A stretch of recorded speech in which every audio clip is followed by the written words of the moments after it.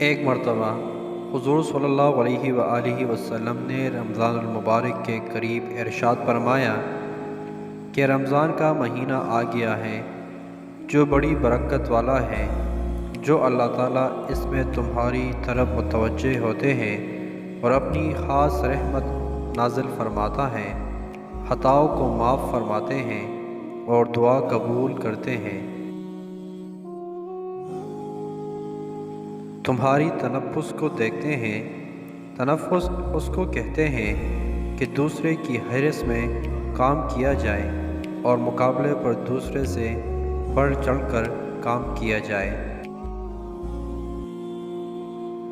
اور ملائک سے فخر کرتے ہیں، بس اللہ کو اپنی نیکی دکھلاؤ۔